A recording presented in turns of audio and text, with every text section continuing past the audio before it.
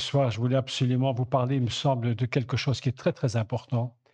On peut faire évidemment beaucoup d'hébreu, beaucoup d'études en hébreu, mais il y a des choses qui sont fondamentales et que nous devons absolument apprendre.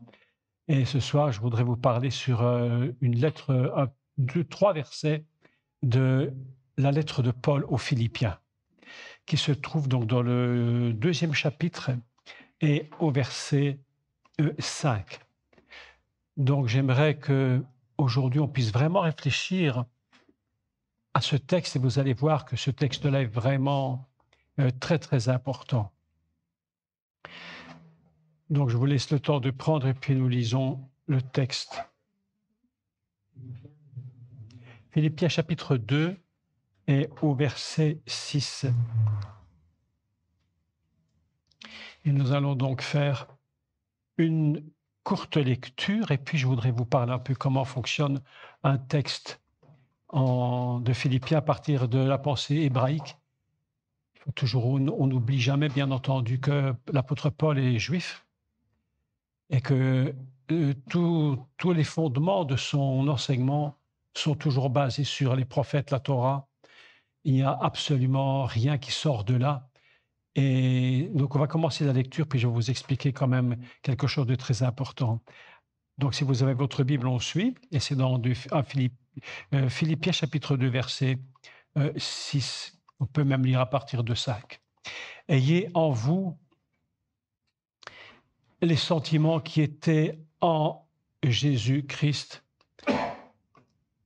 lequel existant, je lis en français puis j'explique comment ça se traduit, littéralement, lequel existant en forme de Dieu n'a point regardé comme une proie à arracher d'être égal avec Dieu, mais il s'est dépouillé lui-même en prenant une forme de serviteur, en devenant semblable aux hommes, et ayant paru comme un simple homme, il s'est humilié lui-même, se rendant obéissant jusqu'à la mort, même jusqu'à la mort de la croix.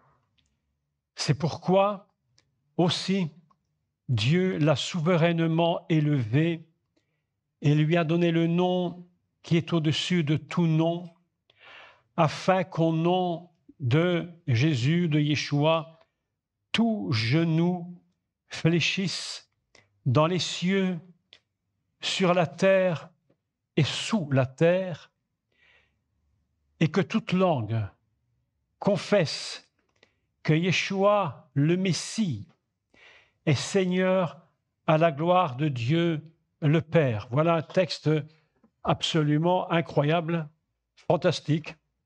Quand j'ai lu ce texte, je me suis dit, on peut le lire évidemment simplement, et puis on peut le lire avec la compréhension que Paul avait quand il a écrit l'épître, cette lettre.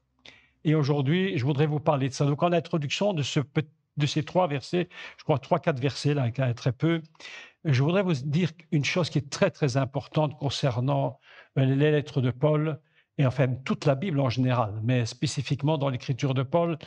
Nous devons toujours apprendre qu'il y a une connexion absolument que nous ne pouvons éviter, c'est la connexion entre le ciel et la terre. Lorsque la Torah commence, le grand problème de la Torah est du commencement de la création du monde, et ce texte va être basé sur ce principe de la création, absolument extraordinaire. Lorsque Dieu crée son monde, il va le faire évidemment dans ce qu'on appelle son monde à lui. Vous savez que, pour faire juste quelques petites particularités hébraïques, il y a donc différents niveaux de création selon la pensée de la Torah, même si tout ça est qu'une seule et même chose, indivisible. Dieu est indivisible dans tout ce qu'il fait.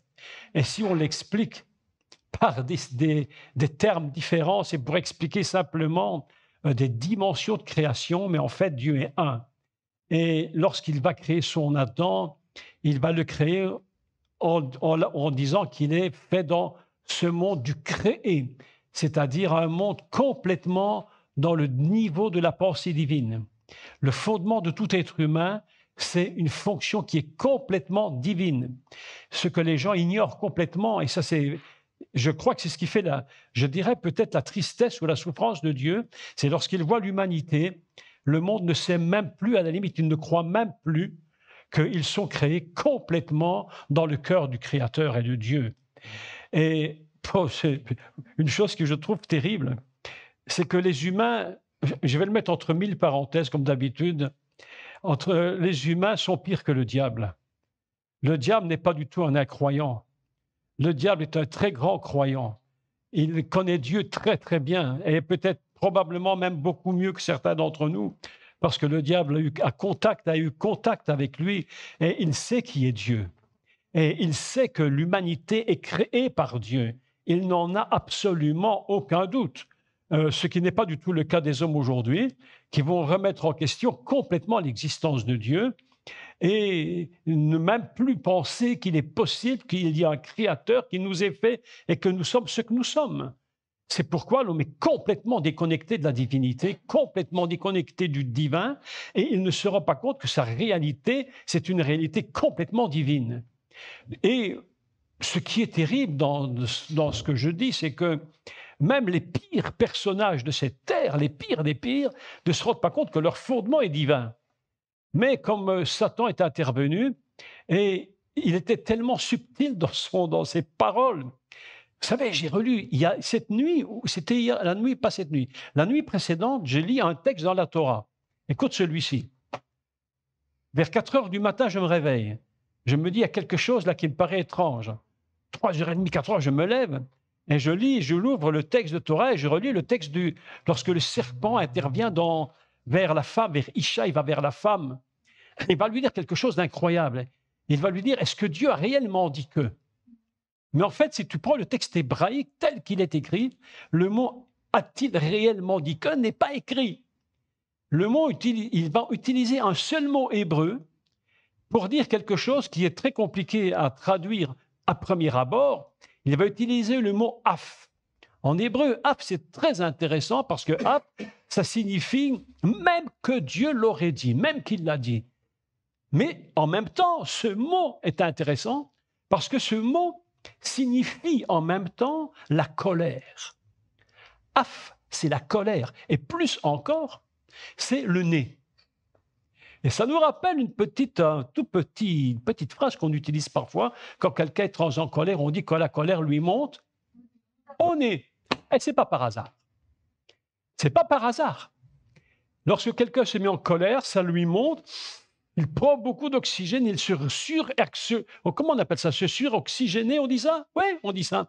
Et lorsqu'il va se suroxygéner, quelque chose se produit en lui et il y a une dilatation qui fait que cette colère apparaît. Et voilà que le mot « af » signifie colère et il signifie le nez. Alors, quand j'ai lu le texte, je me dis, mais ça c'est incroyable. Donc, le serpent vient voir Isha, la femme, et il est dans une grande colère. Parce que Dieu a dit quelque chose qui l'énerve profondément. Et le serpent, lui, évidemment, n'est pas du tout un croyant. Il sait que Dieu a créé l'humanité. Et ça l'agace profondément. Et il voudrait bien faire disparaître la notion de la divinité de l'homme avec Dieu pour une très bonne raison, que si nous ne connaissons pas quelle est la divinité, la relation et notre création avec le Créateur, il est impossible, je dis impossible, de venir à la repentance. Le seul moyen de se repentir, c'est de savoir que Dieu existe. Et voilà que c'est compliqué quand on fait de l'évangélisation, parce que la première chose qu'il nous faudrait, c'est que les gens commencent par croire que le Créateur existe et qu'on l'a blessé et qu'on était contre lui et que maintenant il faut se repentir et revenir à lui. Et c'est toute l'histoire de ce qui se passe dans la lettre que je vous ai lue aux Philippiens. C'est un retour à la connaissance de qui nous sommes. Si nous ne savons pas qui nous sommes, jamais nous ne pourrons nous repentir premièrement, et même beaucoup de chrétiens, même de juifs, ne savent pas réellement qui ils sont. Et souvent nous disons, on peut dire à Dieu, mais écoute, Mais qui es-tu, toi, mais Dieu, mais qui es-tu? Il y en a, on entend une voix qui nous répond et Dieu nous pose la question à nous, et toi, qui es-tu? Est-ce que tu sais qui tu es? Vraiment? Alors, si je te pose la question qui tu es, tu me diras, ben, je m'appelle comme ceci, je m'appelle comme cela, mon prénom, mon nom, voilà, je fais telle étude ou tel boulot, j'habite ici, j'habite là, ok, ok. Mais ça, c'est pas réellement qui tu es. Ça, c'est quelque chose qui va déterminer ta position ici-bas, mais la réalité de qui tu es, c'est une connexion avec le divin. Et si nous ne savons pas quel est le divin, nous n'allons jamais pouvoir comprendre de quoi il s'agit. C'est pourquoi lorsque nous lisons la Torah, il y a un grand problème qui se pose. Et c'est là que le monde n'arrive pas, même les scientifiques, il y a encore de moins en moins de scientifiques, je vais le dire autrement, de plus en plus de scientifiques commencent de croire qu'il y a vraiment un créateur. Ils ont fait une étude et j'avais un de mes amis qui, il y a quelques jours, me parlait et il me dit, tu sais, j'ai lu un livre sur la science et la Torah. Et il me dit, tu te rends compte que la probabilité qu'il n'y ait pas un créateur est de 10 à la puissance 14 000. C'est-à-dire, c'est absolument nul. Nul, absolument nul. Et nous constatons qu'en réalité, l'être humain est obligé de revenir à la création. Lorsqu'on lit le texte de Genèse, de Bereshit, de Genèse, le grand problème de Bereshit, c'est quoi quand on le lit? Il y a deux solutions. Soit on le lit terrestre, purement terrestre.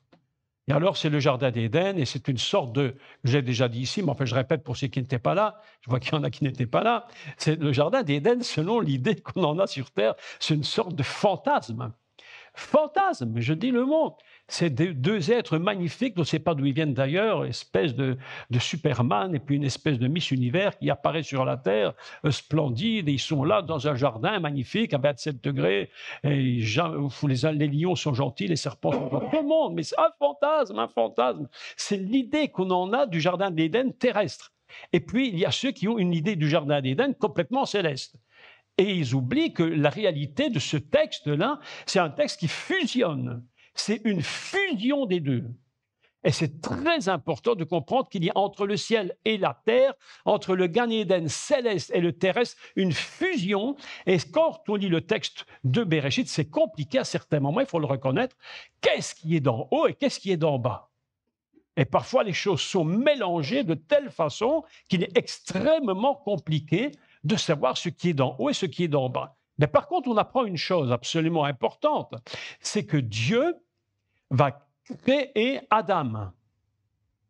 Et lorsqu'il le crée, il va le créer pas n'importe comment. Et tout le texte des Philippiens est basé sur cette petite phrase absolument extraordinaire. Dieu créa l'homme à son image et à sa ressemblance. Aussi longtemps qu'on ne comprendra pas que nous sommes créés à la ressemblance de Dieu, à son image, nous ne pourrons même pas réellement saisir ce qu'il dit dans Philippiens. C'est pourquoi, avant, je lis le texte et puis j'explique cette introduction pour qu'on comprenne comment fonctionne l'épître aux Philippiens et ce que Paul dit. Et on n'oublie pas, évidemment, que Paul est un grand juif, un homme qui connaît parfaitement la Torah, tout du moins ce qu'il connaît, et à partir de là, il va faire un développement à partir du livre de Bereshit. Et toute l'épître, tout ce texte au Bereshit est fondé sur un texte de Torah. Alors, c'est quelque chose d'absolument incroyable. Et nous avons besoin de comprendre la fusion que Paul va utiliser pour écrire ce texte.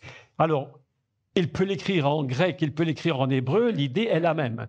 Donc, j'ai relu tous les textes hébreux, toutes les versions possibles que j'avais, et j'ai constaté que c'était la même chose absolument partout, et que c'était la seule possibilité de traduction. Donc, lorsqu'un juif va lire ce texte de Philippiens, lui, tout de suite, s'il est connaisseur un peu de la Torah, il va tout de suite comprendre quelque chose que nous ne comprenons pas nécessairement tout de suite. Donc, je refais la lecture, point verset par verset, et je vais vous commenter le texte à partir de la pensée hébraïque. D'accord? Donc, vous allez voir que l'Épître aux Éphésiens, c'est quand même quelque chose d'absolument impressionnant. Paul dit, « Ayez en vous les sentiments qui étaient en Yeshua HaMashiach. » Il y a une autre traduction très intéressante qui dit, c'est dans la version de Ligue, je crois, il dit « car le même esprit », écoutez, c'est intéressant, « car le même esprit qui était dans le Mashiach, dans le Messie, sera aussi en vous. » Voilà une traduction très intéressante.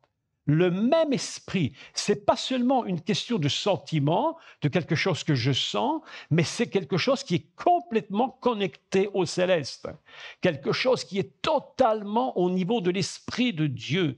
Car le même esprit qui était dans le Messie, d'accord, sera aussi également en vous. Et ça va produire quelque chose d'absolument important, c'est-à-dire la connexion entre le ciel et la terre. L'esprit du Mashiach et l'esprit en nous, c'est une connexion. Quand on parle que nous voulons, ici, je sais que dans cette église, on en parle du baptême de l'esprit. Ce n'est pas comme ça partout, hein, mais ici, je sais qu'on en parle, parce qu'en finalité, c'est indispensable. C'est indispensable. Ils disent, oh, je ne suis pas pour. Ben, tu n'es pas pour, tu n'es pas pour. Si tu n'es pas pour, tu n'es pour rien. Si tu n'es pas pour, tu n'es pour rien. Comme quelqu'un qui me dira, moi, je ne suis pas pour la conversion. Ben, si tu n'es pas pour, tu n'es pour rien. Le Saint-Esprit est indispensable. Nous ne pouvons rien faire sans lui. C'est lui qui nous révèle. Sans lui, qu'est-ce que nous pouvons faire? Ben oui, nous avons besoin de lui. Donc, le baptême de l'Esprit est une chose indispensable. Et cette connexion-là va permettre que nous comprenions une vérité fondamentale, comment Dieu nous conçoit là-haut. Et quand je dis là-haut, je mets aussi des parenthèses, comment Dieu nous conçoit dans sa pensée divine et dans ce qu'il fait dans sa propre nature, tu comprends? Lui là-haut, dans sa nature, et comment nous sommes ici-bas. Et voilà que le texte est important. Ayez en vous, donc, car ce même esprit qui était dans le Mashiach sera également en vous. Et c'est pourquoi qu'il continue et il dit une chose extraordinaire. Et il dit, lequel, il parle du Messie, hein, ayez en vous les sentiments, donc je redis en français, qui étaient en Yeshua, le Messie, lequel existant en forme de Dieu. Mais ici, tous les textes, indiscutablement, tous les textes ne disent pas en forme dans le sens d'une forme, parce que la forme, ça peut être extrêmement extérieur. La forme de ce bic, on peut l'expliquer. Voilà, il y a une pointe, il y a un petit capuchon, voilà, on peut expliquer une forme. Mais ici, le texte, ce n'est pas en forme de Dieu, c'est beaucoup plus puissant. C'est dans la nature fondamentale adamique. C'est ça qu'il dit. Il dit bidmout. Bidmout, ça veut dire dans la nature, dans sa ressemblance, mais pas seulement dans sa ressemblance physique. C'est dans sa ressemblance totale, son corps, son âme et son esprit. L'Adam n'est pas conçu seulement dans une forme physique. D'ailleurs, l'Adam, fondamentalement, c'était un être absolument incroyable, un être d'une puissance et d'une luminosité inimaginable. Il est en train de faire un texte qui pourrait vraiment vous intéresser sur la lumière de l'âme qui est en nous, et cette lumière de l'âme qui est dans l'être humain, c'est ce qu'on appelle la Ménorah. Un texte absolument incroyable qui nous dit que cette lumière divine qui produit le sentiment et l'âme et l'esprit en nous, qui connecte cette lumière divine. D'ailleurs, Yeshua le dit, vous êtes la lumière. Il n'a pas dit que vous le deviendrez, il a dit, vous êtes la lumière. Et lorsqu'il parle de cette lumière, il parle de cette lumière complètement incréée et elle est complètement en nous. Et le texte ici est magnifique, il dit, lequel existant. Donc, il dit bidmout, c'est-à-dire dans la ressemblance complète du divin. C'est très important. Et c'est la raison pour laquelle je me suis dit, mais à chaque fois qu'un homme, une femme, un être humain est en train de tomber dans le péché, mais vous ne vous rendez pas compte à quel point Dieu lui-même est touché. Le premier qui est touché lorsque le péché est commis, lorsque la faute est commise. Mais le premier touché, ce n'est pas nous. Le premier touché, c'est lui. Pourquoi est-ce que c'est lui? Parce que nous sommes dans son unité, dans sa ressemblance. Nous sommes conçus divinement. dans l'esprit, dans le corps et dans l'âme. Nous sommes divinement en lui et il est en nous. Et l'être humain qui se sépare de Dieu garde cette part du divin, mais il ne sait plus qui il est et il se désagrège progressivement. Et c'est pourquoi le texte nous dit, il a été fait non pas dans la forme, mais il utilise le mot de la Genèse. Dieu créa l'homme à sa ressemblance, à son image. Et voilà ce que Paul nous dit. Et lorsqu'il écrit ce texte écrit en hébreu nous dit exactement, voilà le problème. C'est que l'homme, fondamentalement, est touché dans le niveau création. Et lorsque le niveau de la création est touché, eh bien, le céleste se déconnecte. Et c'est pourquoi il est très important que nous comprenions que l'être humain est fondé dans le divin. Et puis, si nous sommes ici dans l'humain, c'est-à-dire dans la matière, ça ne doit pas nous empêcher d'être complètement connectés. La puissance de l'Esprit de Dieu, qu'est-ce qu'elle fait, la puissance de l'Esprit de Dieu? Elle va révéler à l'être humain qui il est. Aussi longtemps que nous ne saurons pas qui nous sommes, aussi longtemps que le monde ne sait pas d'où il vient, il n'a aucune raison de vouloir retourner. Il y a un petit dicton qui dit « on sait où on va quand on sait d'où on vient ». Si tu ne sais pas d'où tu viens, tu ne risques pas de retourner. Pour que tu ailles auprès du ciel, dans le ciel avec le Seigneur, il faut au moins que tu saches que tu viens de là. Et voilà que l'être humain ne sait même pas d'où il vient. Merci. Il ne sait même pas d'où il vient. C'est pourquoi le texte ici est très, très important, lequel existant dans l'image du divin fondamentalement créé adamique. Ça, c'est très important. Et pourquoi est-ce qu'il explique cela? Parce qu'il dit que le Machiar lui-même, venant sur terre en tant qu'homme, lui, il savait qui il était. Il savait d'où il venait. Et c'est pourquoi sa relation avec le Père est tellement importante. Il dit toujours « mon Père et moi ». Il ne dit jamais « moi, j'ai des idées sur la Torah ». Tu as remarqué ça? Parfois, moi, je le dis, peut-être à tort ou peut-être à raison. Je dis « il me semble que ça veut dire ça ». On dit parfois ça. Il me semble que probablement ce texte aurait une idée qui pourrait tirer dans ce sens. Oui, c'est possible. Mais jamais Yeshua ne dit ça. Yeshua, jamais ne dit « il me semble que ». Il dit « voilà ce que dit le Père ». Oui ou non? Mais mes amis, c'est très important. D'où l'importance de savoir d'où nous venons, qui est notre Père, et d'où nous venons, et où nous allons, et comment nous allons nous bâtir sur cette terre. Sinon, c'est absolument impossible. C'est pourquoi il dit que même le Mashiach a été conçu, formé sur cette terre, à l'image même du divin. C'est absolument très, très important. Il contient en lui toutes les dimensions du céleste et du terrestre. Et c'est pourquoi nous devons être très attentifs. Lorsque nous entendons aujourd'hui des enseignements qui nous disent que le Messie n'est absolument pas divin et qu'il n'a rien du tout à voir avec ça, mes amis, c'est une fausse doctrine et nous ne pouvons pas l'accepter. Le Messie est complètement d'en haut et il est complètement d'en bas. Il est à la fois le Dieu Tout-Puissant, il est à la fois l'homme le plus simple qui soit sur cette terre, mais complètement connecté. Et c'est pourquoi l'apôtre Paul nous dit, existant dans la ressemblance adamique fondamentale, c'est ça que ça veut dire. Il est complètement comme celui qui recommence tout à zéro. J'aime cette idée, toujours, que le Mashiach est venu pour recommencer à zéro. Il y a des choses qui ne se réparent jamais. Il y a des choses qui doivent disparaître, qui doivent être effacées, d'autres qui doivent disparaître, et une qui doit vraiment disparaître, c'est ce que Paul appelle le vieil homme. Cette vieille nature qui a été touchée, et le Messie vient pour la remplacer. Il faut vraiment un enseignement, mon frère. Pasteur, c'est hyper important. J'ai constaté que tellement de gens ignorent complètement cette notion.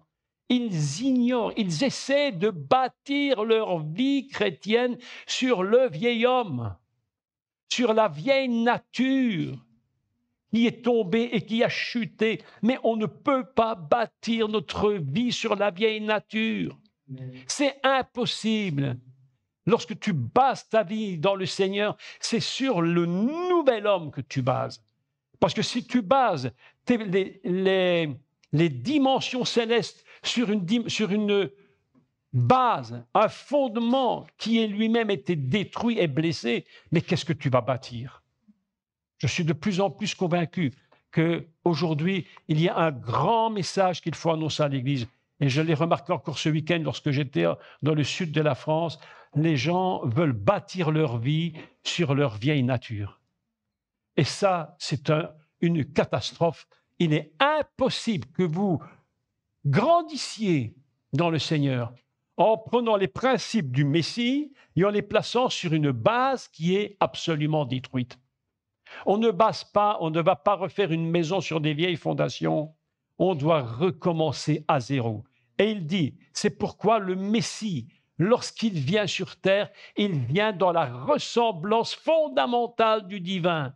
Il ne revient pas en disant je viens simplement comme si j'étais monsieur tout le monde. Non, il vient dans la ressemblance du divin et il y a une chose qui est très importante, il n'a pas regardé comme une proie. Il y a un autre texte qui nous donne une autre traduction. Vous savez ce qu'il dit?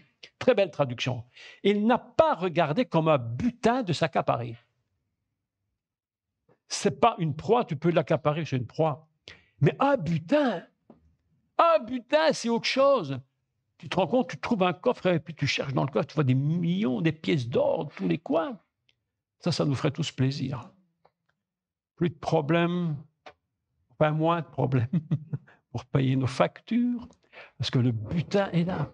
C'est un butin. Et il dit, il a regardé le Père, mais il a dit non, je ne vais pas m'accaparer d'être comme lui ici-bas. Je vais me mettre dans une position de l'Adam ici-bas. Mais je sais qui je suis. Le Seigneur sait qui il est, mais il fonctionne ici-bas comme tout homme. Et il ne va pas faire des efforts pour essayer d'être comme Dieu, alors qu'on sait d'où il vient. Et lorsqu'on sait d'où il vient, il aurait très bien pu dire, moi je retourne d'où je viens, dans cette même position. Mais il prend notre position à nous. C'est tellement important que nous comprenions comment le Messie fonctionne. Il prend notre position d'homme adamique, pas seulement dans la forme humaine, mais dans tous les domaines. Il est à la fois corps, âme, esprit, conçu dans le ciel par Dieu lui-même. Et il vient sur terre et il dit, il sait, mais il n'a pas voulu arracher ce butin important. Il a dit, je le laisse là. Tu sais pourquoi? Parce qu'il sait que plus tard, il va le récupérer. Plus tard, il va le récupérer. Et quand il sera auprès du Père, il va retrouver toute la gloire et il va recevoir le nom qui est au-dessus de tous les noms. Et il dit, mais ici-bas, j'ai besoin de prendre une position. Il faut que je me mette dans la position de tous les hommes, mais je recommence à zéro. Et moi, j'aime cette idée du Messie qui recommence tout à zéro. Parce que vous savez, il est écrit, car il dit que toutes choses anciennes sont passées. Et tout est devenu nouveau. Mais à cause de quoi? À cause de lui. Ce n'est pas à cause de nous, ce n'est pas à cause de toi, ce n'est pas à cause de moi, pas à cause de nous, que toutes choses anciennes sont passées. Parce que vous savez, vous remarquez comment les chrétiens fonctionnent. Moi, je suis désespéré. J'espère que ce n'est pas votre cas. Mais combien de gens sont dépressifs dans l'Église? Lorsque je vais faire des rencontres, j'en fais tout le temps, partout, je vois les chrétiens qui sont là, dépressifs, découragés, malades, ils ne s'en sortent jamais. Ils courent les prophètes pour trouver des solutions, ils n'en trouvent jamais. Quand on fait un séminaire, tu parles de l'Épître aux Romains, tu as 3 pelés, 5 tondus. Quand tu parles des prophètes, la salle se remplit parce que les gens sont incapables de comprendre la voix de Dieu. Mais pourtant, la parole de Dieu nous dit, mes brebis connaissent ma voix. Elles entendent, elles connaissent ma voix. Mais ils ne savent pas qui ils sont. Et leur vie est basée sur le vieil homme, sur la vieille nature. Est-ce que tu comprends ce que je dis? Il ne faut pas placer notre vie sur la vieille nature. Nous la plaçons dans le Mashiach, qui est revenu en tant qu'Adam et qui fonctionne dans la connexion avec le Père. Et lorsque le serpent vient pour tenter le Messie, le Seigneur lui répond toujours et lui résiste afin que le deuxième homme ne tombe pas comme le premier. J'aime l'apôtre Paul. Il avait compris la notion adamique fondamentale. C'est pourquoi il écrit, mais il n'est pas resté dans cette dimension de la gloire céleste, il est venu comme un homme. C'est si important que nous comprenions. Quand il est venu sur terre, il était comme toi et comme moi. Et nous, aujourd'hui, qui sommes-nous? Voilà la grande question. Comment fonctionne ton corps, ton âme et ton esprit? Il y a souvent une dichotomie entre le corps, l'âme et l'esprit. Vous avez remarqué ça? Nous sommes dans un corps et puis l'âme ne fonctionne pas, l'esprit, alors que c'est une unité indivisible. Et moi, je vais vous dire, il faut que l'unité du corps et de l'âme de l'esprit soit une seule et même chose. Le monde aujourd'hui, je vous avais remarqué, c'est assez incroyable. Le monde aujourd'hui base tout sur le corps. C'est pour ça que tu as des basic fit dans tous les coins. Basic fit, je ne suis pas contre. De temps en temps, ça fait du bien un peu de sport. Je ne suis pas contre. Mais tu peux développer ton corps et en faire une beauté incroyable. Tu peux t'appeler Miss Monde ou t'appeler Monsieur Univers, mais ton âme, elle est où ton âme? Et ton esprit, il est où? Vous savez ce qu'est l'âme? Vous savez comment fonctionne une âme? Voilà une question. Comment fonctionne une âme? Je me laisse un peu partir mon esprit pour vous expliquer le fonctionnement de l'âme. Parce que pour beaucoup de gens, l'âme, vous savez ce que c'est? Beaucoup de gens, pour eux, l'âme, c'est je suis content, je suis triste. C'est uniquement basé sur des sentiments. C'est pourquoi le texte ici me dérange un tout petit peu quand il dit « ayez en vous les sentiments ». Mais quels sentiments? D'une âme connectée avec le divin. Si l'âme n'est pas connectée avec le divin, de quels sentiments tu me parles? Eh bien oui. Est-ce que vous me suivez? Si ton âme est déconnectée de là-haut, avec quoi? Comment résonne-t-elle? Laissez-moi vous expliquer quelque chose d'incroyable. Un violon, vous voyez ce que c'est un violon, hein? Comment fonctionne un violon? C'est le plus bel exemple de l'âme. Un violon fonctionne très sommairement avec une partie supérieure, une inférieure. On va construire l'instrument et à l'intérieur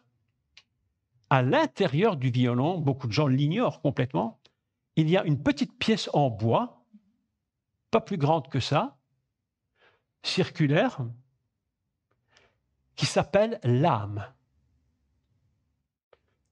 Tout violon, contrebasse, violoncelle, tous possèdent ce qu'on appelle une âme. Et le musicien qui est très professionnel, qu'est-ce qu'il fait? Eh bien, il va prendre avec une petite pince, soit il le fait lui, soit chez un luthier, et d'après la musique qu'il va jouer, il va demander, écoutez, c'est incroyable, de prendre l'âme et de la déplacer à la bonne place. Parce qu'une âme qui n'est pas bien mise, qui ne connecte pas le haut et le bas, ne rend pas le son nécessaire. Est-ce que vous me suivez? C'est-à-dire que lorsque le luthier va bouger l'âme, il va la prendre avec sa petite pince et il va la mettre au bon endroit. Et le musicien va jouer et il va écouter le son pour la musique qu'il va interpréter. Et parfois, il dit au luthier, retirez un peu l'âme à un autre endroit, là, et je vais jouer Mozart. Et quand tu joues Mozart, écoute, c'est absolument incroyable. Quand tu joues Mozart, l'âme n'est pas à la même place que quand tu joues Beethoven. Est-ce que tu le savais? À vous quand même. Est-ce que vous saviez ça? Quand tu joues Mozart, tu ne mets pas l'âme à la même place que quand tu joues Beethoven. Et c'est toujours Rachmaninoff, tu déplaces l'âme à la place de Rachmaninoff. C'est-à-dire qu'il y a une connexion de l'âme avec le haut. Et lorsque l'être humain, son âme est mal connectée avec le haut, la vibration est mauvaise. Et c'est pourquoi tu peux avoir un corps parfaitement entretenu, le violon est magnifique, il est parfaitement entretenu, mais l'âme est mauvaise.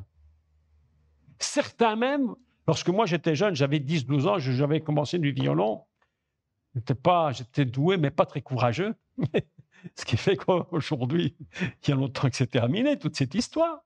Mais un jour, je jouais du violon et en prenant mon violon, j'entends toc, toc, toc, clonk, clonk, clonk, clonk. Et je dis, mais qu'est-ce que c'est?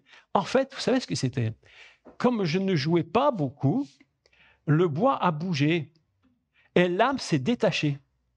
Elle est tombée à l'intérieur du violon. Il faut donc aller chez le professionnel qui va la reprendre et la remettre à place. Pour des amateurs, musiciens, ils ne s'inquiètent pas de ça. Mais le très haut professionnel, lui, il sait que son âme, l'âme de son violon, l'endroit où il la met va déterminer ce qu'il joue. Incroyable. Même la qualité du bois, quand il tape sur le violon, il entend la qualité du bois et il sait que si l'âme est bien placée, la résonance sera exceptionnelle. Qu'est-ce que c'est qu'une âme humaine? Je vais te dire ce qu'est une âme humaine. Écoute-moi bien. Écoute bien. C'est l'art de placer l'âme à la bonne place entre le divin et le terrestre. Et c'est ça qui nous fait résonner. C'est cette âme qui nous fait réagir. Et au moment où Dieu te donne quelque chose, si ton âme est bien connectée avec lui, tu sens que ça commence à vibrer. Est-ce que vous avez déjà remarqué qu'à certains moments dans l'Église, je suis certain que c'est ici comme ailleurs, mais ici, je suis convaincu que ça existe. Il y a certains moments où il y a quelque chose qui se passe. Tu dis, tiens, on a senti quelque chose ce dimanche, une parole qui était dite, quelque chose. Tu as remarqué? Des fois, c'est plus diffus, des fois, c'est très présent. Pourquoi? Est-ce que vous croyez seulement que c'est l'esprit? Non. C'est un ensemble d'âme, de corps et d'esprit. Et si l'âme est parfaitement bien connectée au bon endroit, quand la personne parle, elle est connectée pour la bonne chose que veut dire, la vibration se fait. Et on dit, tiens, on a senti quelque chose. Dieu crée Adam. Il le crée, et le texte est merveilleux. C'est pourquoi il dit, ayez en vous ces sentiments, cet esprit qui fait vibrer. Qu'est-ce que c'est l'esprit? Écoutez ceci, pour que vous comprenions bien comment fonctionne un texte. En hébreu, l'esprit, c'est ruach. Et ruach, c'est quoi, ruach? Ruach, c'est le vent. C'est quoi du vent? C'est de l'air. Est-ce que vous savez que s'il n'y avait pas d'air, il n'y aurait pas de son? Je vous pose une question, peut-être étrange, peut-être pas pour certains. Je suis sur Terre et il fait 30 degrés. D'accord? Tu me suis? OK. Je monte dans l'espace, 10 000 mètres, il fait 40, moins 40. Explique-moi pourquoi, alors que tu t'approches du Soleil. Il devrait normalement faire plus chaud. Tu arrives dans la stratosphère, et puis tu arrives de l'autre côté, là, de carrément 30 000 kilomètres, tu vas vers la Lune, et puis tu t'approches de plus en plus du Soleil, et il fait de plus en plus froid. Oui ou non? Comment est-ce possible? Et en plus, là-haut, il n'y a même pas de son. Il n'y a même pas de son. C'est silence total. Pourquoi? Je vais te dire pourquoi. Parce qu'il n'y a pas de ruach. C'est l'air qui transporte la chaleur. Et s'il n'y a pas d'air, il n'y a pas de chaleur.